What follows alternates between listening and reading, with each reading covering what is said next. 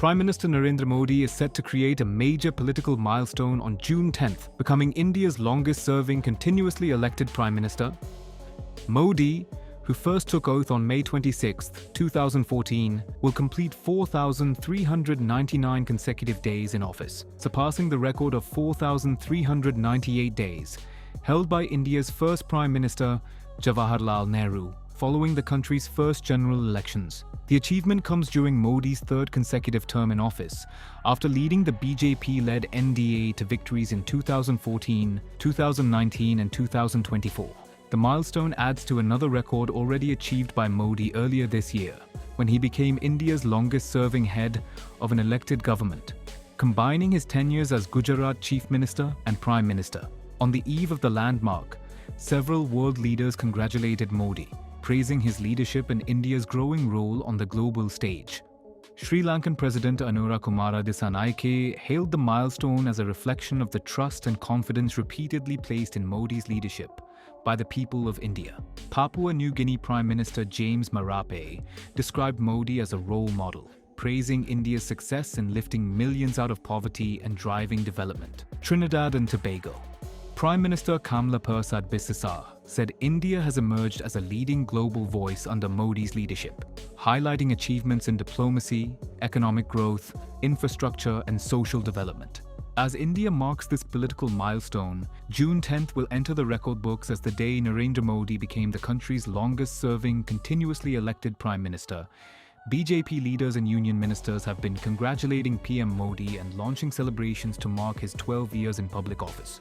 As part of the celebrations, Commerce Minister Piyush Goyal launched the Bharat Audyogik Vikas Yojana, Bhavya portal. हमारा देश के लिए ये गौरव का पल है कि प्रधानमंत्री जी का नेतृत्व में 12 साल भी कंप्लीट हो गया है और longest serving elected prime minister, एक चुने हुए प्रधानमंत्री सबसे लंबा कार्यकाल तक इस देश का प्रधानमंत्री के रूप में काम करना, ये एक ऐतिहासिक पल है और ये मामूली नहीं है। 4,399 डेज प्रधानमंत्री जी का पूरा हो जाएगा और इस कार्यकाल में जो काम हुए हैं हमारे देश के लिए, मैं मानता हूं कि हमेशा हमेशा के लिए स्वर्ण अक्षरों में लिखा जाएगा कि भारत इसी समय मोदी जी के कार्यकाल में विकसित भारत की तरफ हमने अपना कदम रखा है।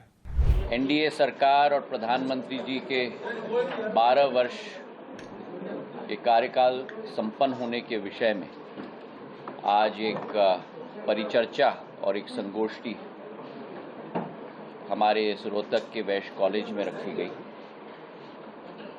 ये भारत का इतिहास है कि आज भारत में दो शक्तियों का एक प्रमाण पिछले 12 वर्षों में हमने देखा है। एक स्थिरता और दूसरा परिवर्तन, अभूतपूर्व स्थिरता और अभूतपूर्व परिवर्तन। और ये दोनों शक्तियां सामान्य तौर पर एक दूसरे के बीच में संगम पा पाना बहुत बड़ा मुश्किल है। आज के दिवस पे प्रधानमंत्री जी भारतवर्ष के सबसे लंबे प्रजातांत्रिक प्रणाली से चुने हुए प्रधानमंत्री के रूप में स्थापित हो चुके हैं। तो अभूतपूर्व स्थिरता और उसी के साथ भारत के घरेलू उत्पादन की दर 7% तक पहुंचकर पिछले 12 वर्षों में इसका एवरेज 7% के करीब आ चुका है, जिसके आधार पर अभूतपूर्व परिवर्तन भी हुआ है। ये 12 वर्ष के कार्यकाल ने भारत की दिशा, भारत की स्थिति और भारत की वैश्विक स्तर पर भारत की प्रमुखता को नई ऊंचाई तक पहुंचाई है। कश्मीर हम कह सकते हैं भारत की आन बान शान है और प्रधानमंत्री मोदी ने देश की तकदीर और तस्वीर बदली और प्रधानमंत्री कश्मीर की भी तकदीर।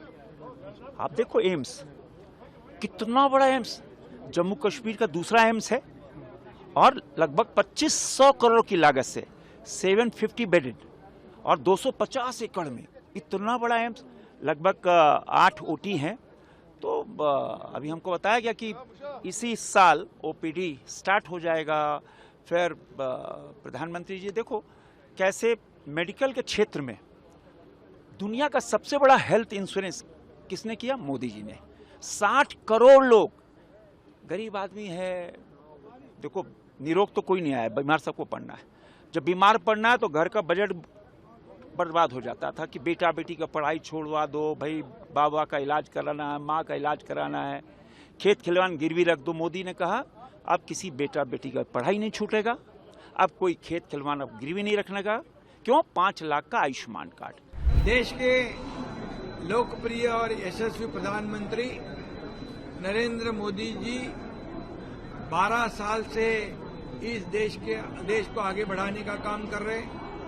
उनका सबसे ज्यादा आज तक के इतिहास में सबसे ज्यादा यशस्वी पूर्ण प्रधानमंत्री जी का कार्यकाल निभाने वाले नरेंद्र मोदी जी एक अलग पहचान उन्होंने बनाई है। इस देश को विकास की ओर ले जाने का काम उन्होंने किया है। एक भी छुट्टी नहीं लेते हुए 12 साल उन्होंने अविरत काम किया है, एक पहचान उन्होंने बनाई है और ये हमारी अर्थव्यवस्था को 11वें स्थान पर से 4थे स्थान पर लाने का काम उन्होंने किया है। हालांकि कई देशों की अर्थव्यवस्था चरमरा गई है, इसके बीच हमारी भारत की अर्थव्यवस्था को बनाए रखना, उसको और मजबूत करना, 11वें से 4थे पर लाना, तीसरे नंबर पे लाने का संकल्प करना, ये भी उन्होंने एक अलग पहचान बनाई है। और विकसित भारत 2047 इसका संकल्प उन्होंने किया है। आत्मनिर्भर भारत का एक नया संकल्प उन्होंने किया है। आत्मनिर्भर भारत की एक नई पहचान उन्होंने बनाई है। महिलाओं को, किसानों को, सभी लोगों को आत्मसम्मान देने का काम उन्होंने किया है। प्रधानमंत्री नरेंद्र मोदी जी आज भारत के लोकतांत्रिक इतिहास में एक नया अध्याय जोड़ रहे हैं। सबसे लंबे समय तक देश की सेवा करने वाले प्रधानमंत्री के रूप में उनका नाम दर्ज होना केवल एक व्यक्तिगत उपलब्धि नहीं है, बल्कि भारतीय लोकतंत्र की ताकत और जनता के विश्वास का भी प्रमाण है। किसी भी लोकतंत्र में इतने लंबे समय तक जनता का समर्थन और विश्वास बनाए रखना आसान नहीं है। इसके लिए निरंतर मेहनत, स्पष्ट दृष्टि, कठिन निर्णय लेने का साहस और देश के प्रति अटूट समर्पण का प्रमाण होना चाहिए। प्रधानमंत्री मोदी जी की यात्रा इस बात का उदाहरण है कि एक साधारण परिवार से निकला व्यक्ति अपने कर्म, परिश्रम और संकल्प के बल पर देश के सर्वोत्तम पद तक पहुंच सकता है। Well, I'm sure that you must be celebrating because he has done a great job in these 12 years. We understand. I don't know how India was before, but I heard from many of my colleagues and friends of mine that he has really transformed this country, that he has done a great job, and that he has also encouraged the Indian people to have a better life, to have a more comfortable life, and in a better way in which he has really devoted himself towards the well-being of his own people. Large. When it came to the 12 years of His Excellency to be the longest Prime Minister of India, I would like to first and foremost, of course, to congratulate him at and personal level, and of course the Indian people for having this very great man as a Prime Minister to India. I'm pretty sure that during the last 12 years, His Excellency, the Prime Minister Narendra Modi, did accomplish a lot of economic and political and very significant steps that moved India or put India in the global stage. As the tricolor flag soars proudly across the skies of India, we celebrate a historic democratic milestone in the journey of a great nation. Today, I offer my heartfelt congratulations to my friend Prime Minister Narendra Modi on becoming India's longest-serving Prime Minister. Prime Minister Modi, namaste. What a deserving recognition. Your steadfast leadership, enduring commitment to the progress, unity, and aspirations of 1.4 billion Indians, alongside your unwavering vision for a stronger Bharat, has helped shape an era of transformation. From your humble roots in Gujarat to governor and now prime minister, you are a true testament of the Indian dream, a symbol of perseverance, courage, and faith in the nation's destiny. I'm really delighted that I'm getting an opportunity to speak about our Honorable Prime Minister. The point is very simple, that many people, when they get into a platform, have reached the highest level. In the years that our Honorable Prime Minister has come into the Prime Ministership, he has moved upwards year by year. So all the 14 years that he has served our country, the difference is there to see. The growth of GDP, tremendous. The social ventures of getting to the people to see that they get food grains, they get the gas, they get all the things, and all the ideas to reach the poorest of poor has been unprecedented. Then, most important, Atmanirbhar Bharat. He spoke much before the Middle East war. And today, all that is holding us in good stead because we have moved in that direction. Power and energy is moving towards electric. We have been able to change a huge fraction of the country for development.